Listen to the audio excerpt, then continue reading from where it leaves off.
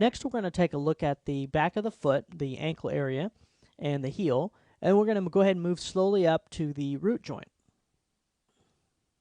Now, I'm not going to take the time to go through every single joint. I'm only going to do one half of the body just so I can demonstrate some of the tougher areas. And a lot of this will just take time on your part to go through it and put all the pieces together here. All right, so let's go ahead and work on this foot. We'll go to 5 here. We can see what we've got. Okay, we'll go ahead and rotate. Okay, so you notice what happens? Our foot caves in here. And we have to remember that the human can only adjust these joints a certain amount. So let's go ahead and, because we can reset these to 0, I feel very confident that we can leave it in this position while we're working. All right, let's go ahead and grab, let me actually hit F8, grab some of these vertices, like those right there, and let's go to our component editor.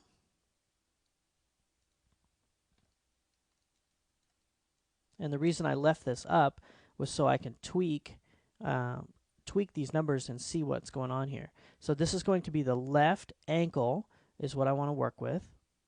Okay, I want to set all these to 1. And it looks like that's going to be a little bit too much. Let me undo. Now there's kind of a drawing error.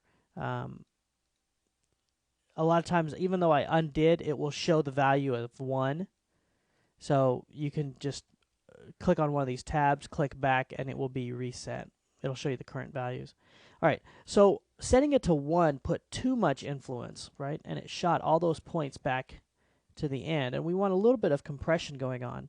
So what we can now do is, instead of typing in 1, we can use the slider down here to get it a little bit closer to 1. Okay, so there you can see we're pulling back those points to hold the volume of the foot a little bit better. Let's go ahead and undo this rotation.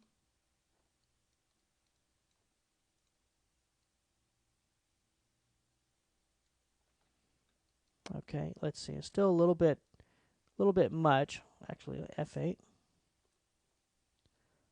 Let's see what we can do here. Let's get into a position where we can easily select these points. Okay, I'll go ahead and take those a little bit more to the ankle. Okay, I'm just watching these numbers here. I'm getting it close to 1, but not all the way over to 1. And let's move our foot control forward a little bit so I can make it a little bit easier to select.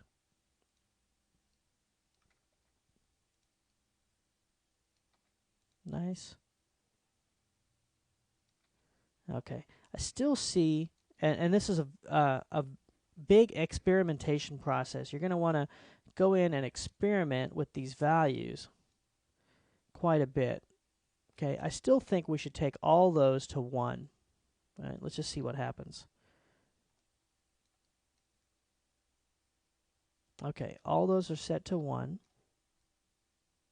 Let's set these ankles here a little bit higher.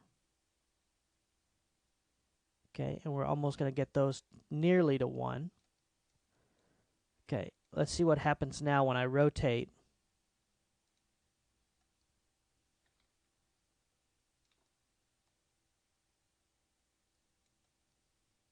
Nice. The only point that we have left is this little guy right there. So we'll find out where it's going.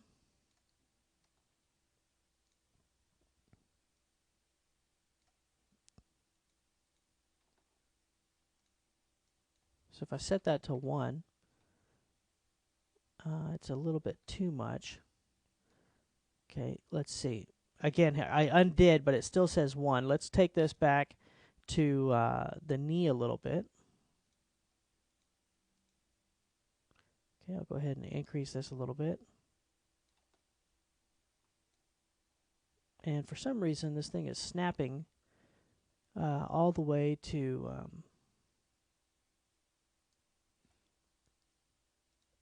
whenever I click and drag here, it's snapping. So let's let me set this. I don't think there is a setting. for that.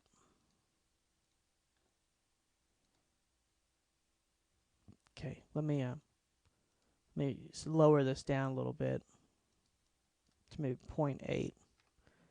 That'll force it to spread itself out. There we go. And let's take it to the ankle a little bit more.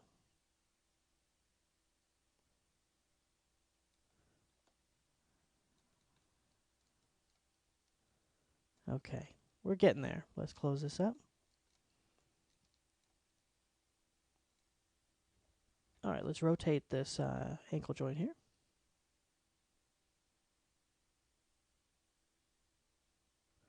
Okay, so we're looking pretty good for our range of motion here. Let's go ahead and zero this out.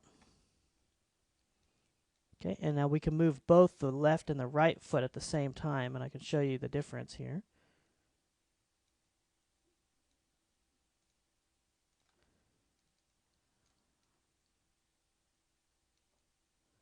And you can see here how this foot collapses in on itself. Yeah, we've got some nice movement over here. Okay, and we'll check out our foot roll. Okay, it looks pretty good. All right, let's go ahead and zero them out. Next, we're going to take a look at the hips here. Okay, let's look at our hip sway. And a technique that I'd like to show you is to set some keyframes. So Shift W to set a keyframe, and we'll go to, let's say, 4 frames or 10 frames. It really doesn't matter. And we'll set a keyframe here, go to 10. We'll go to 20. Set a keyframe on the other side. And so now, while we're painting weights, all we have to do is scrub the timeline to see the change. Okay, and I'll make sure we set this to 0 here and key that.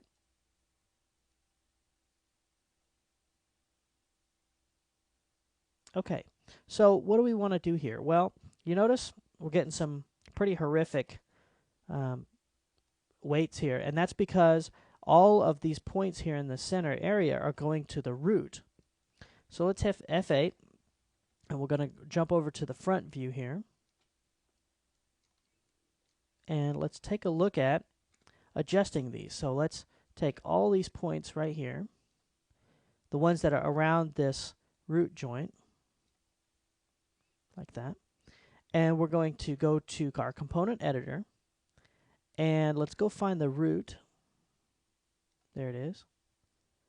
And what I'd like to do is take all of the root joint pieces here and set them to 0. So those are out of the way. Now let's take a look at our animation. Pretty good. It's not perfect, but we're getting there. Okay, we're not getting any of that ugly tearing. Now, there is a little bit of funny movement going on right here. So what we may want to do is add a little bit of influence to some of these points to make them force to one side of the hip or the other. Okay. So to do that, instead of going into the component editor, since you know that technique already, in the next lesson I'm going to show you how to physically paint the weights using your artisan tools.